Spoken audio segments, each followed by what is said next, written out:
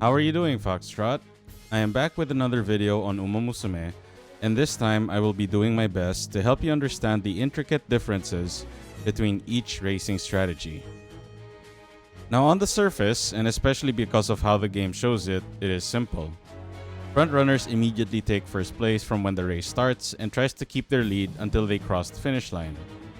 Pace chasers try their best to keep up on the tail or shadow of frontrunners before speeding up and overtaking them in the final stretch. Late surgers lead the back half of the pack of the race, not exactly keeping within the tail or shadow of pace chasers, but a few horse lengths or an arm's length from them before accelerating during late race to overtake the front half of the pack at the finish line. End closers take it easy from the start of the race before picking up speed midway through the race and have high acceleration and speed by late race as they try to close the large gap from the back to the front as they cross the finish line.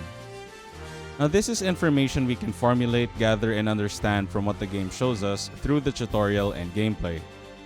What I am going to do with this is fill in a few gaps that may help you understand your Uma's racing strategy a lot more, which can then help you formulate decisions as you pick up specific skills, and perhaps triggering your Uma's unique skill, which should have a 100% chance to trigger as long as you meet the trigger requirements. Each racing strategy has its pros and cons, and there is no real perfect racing strategy in Umamusume.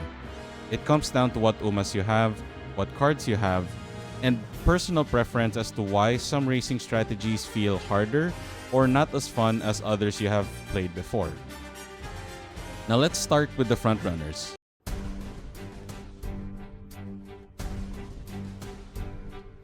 Frontrunners, in my eyes, are playing a different game from the entire race. Frontrunners do have one win condition. They have to be first place before late race. Now to do this, frontrunners need several skills to trigger on every portion of the race. This is why you might have seen plenty of trainers split hairs and stress over their frontrunners not having groundwork.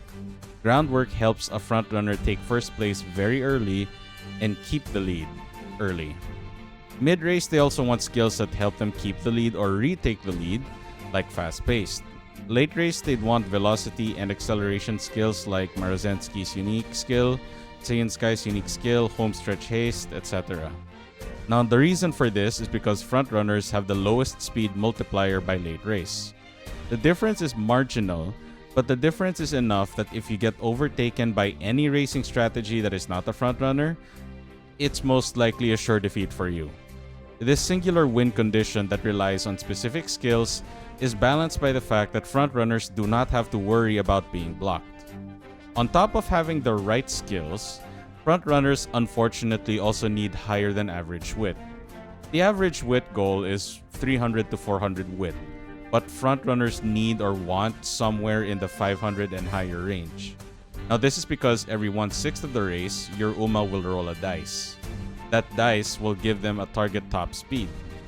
While it is marginal, it is crucial for frontrunners because their win condition is that they must be first place by late race. Having high wit increases the value of these dice rolls and will increase your chances of being first place and having a good lead by late race. Now to summarize, for frontrunners, they rely on having specific skills and good amounts of wit to win. They do not have to worry about being blocked, which I understand is a frustration a lot of people have. Now next up are pace chasers.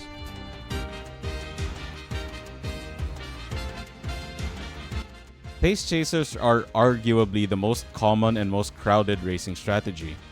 Plenty of Umas have an A aptitude in pace chasing, which means most of the time, pace chasing strategy will comprise a good chunk of the racing roster in any given race.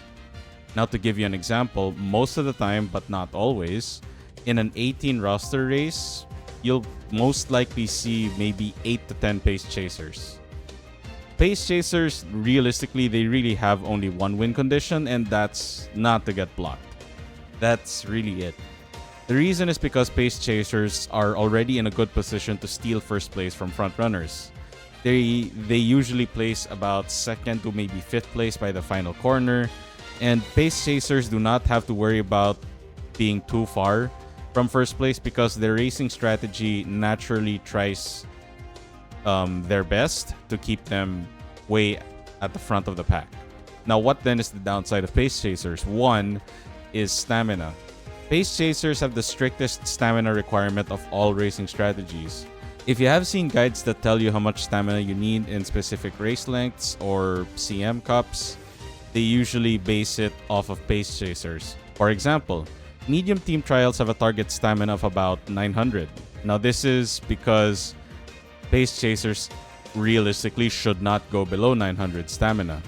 If your pace chaser in a medium team trial 2400 meter race has less than 900 stamina, while your chance of losing because of gassing out due to low stamina is not exactly 100%, your stamina can be a reason why you do not win.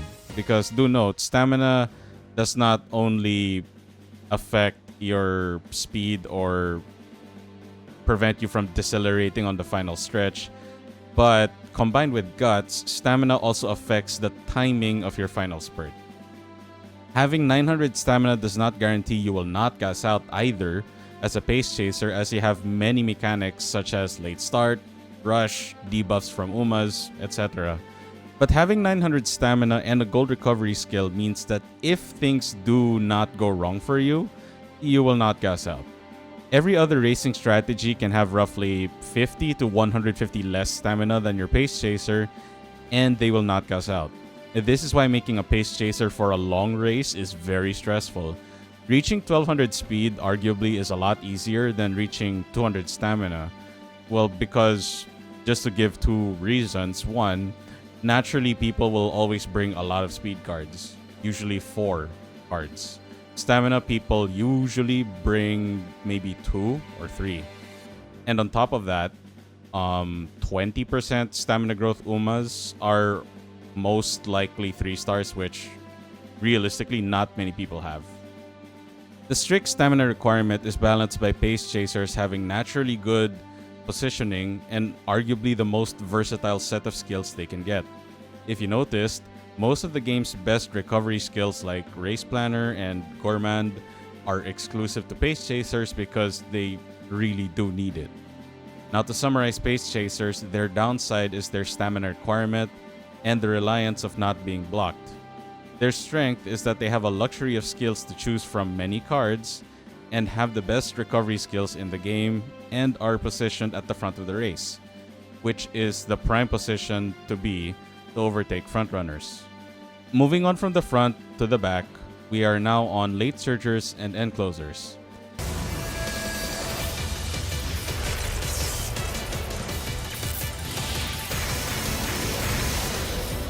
Now, the back half of the pack is colloquially called the gamble strategy. Late surgers and end closers are very similar. They are at the worst position to steal first place by late race, but they have the highest speed multiplier by late race. If you have lost races to Ogre Cap, Gold Chip, Vodka, this is because their racing strategy naturally allows them to do that. Late surgers and end closers start moving up at the late part of mid-race, sometimes earlier than that, just before late race begins, and sometimes even at the start of the halfway point of the race. In particular, end closers normally do. Late surgers and end closers have 2 major downsides. One is being at the back half of the pack. This means that they have the highest probability of being blocked, especially if your Uma refuses to take outer lanes.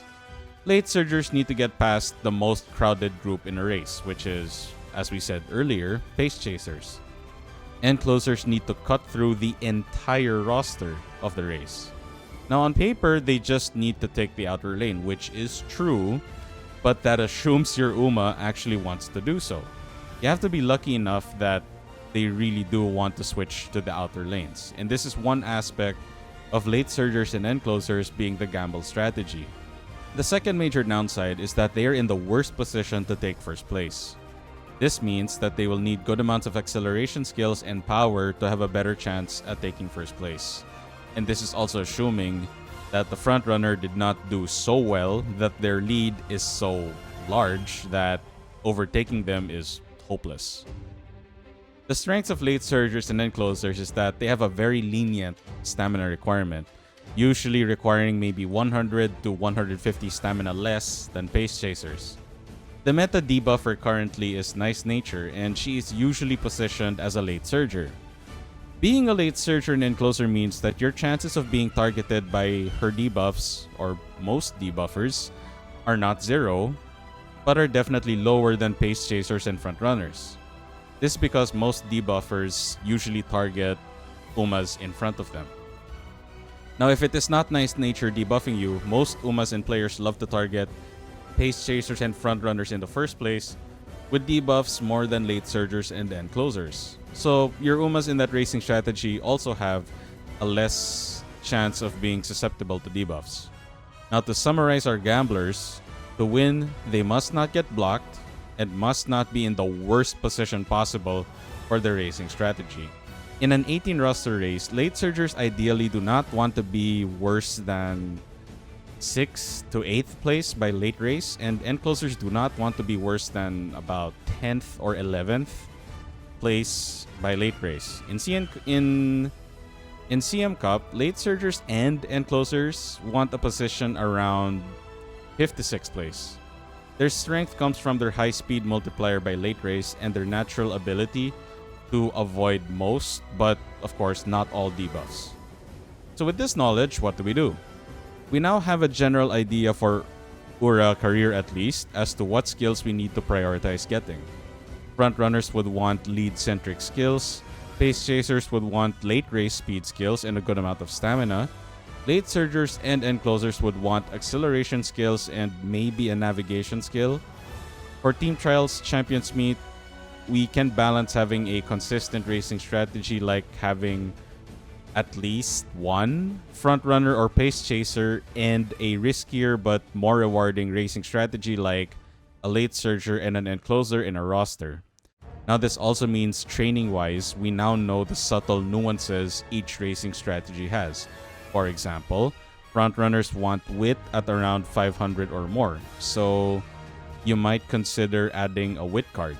Pace chasers have a strict stamina requirement, which may convince you, or hopefully not, but might force you to bring an extra stamina card than you are used to. Late surgers and end closers need more power than other racing strategies, so if you do not want to trade a speed or a stamina card for medium-long races for a power card, you might look specifically at your cards and see if there are any acceleration skills that your Uma could use. Now this is by no means an ironclad strategy or guide that will get you wins in CM and Team Trial, but my hope is that it will help you understand each racing strategy so that you can make a definitive decision as to what racing strategy you want your Uma to be, or what you want to make as a trainer, and what you want in your roster for Team Trials and Champions Meet. Good luck with your career and training sessions, trainer, and I'll see you in the next video.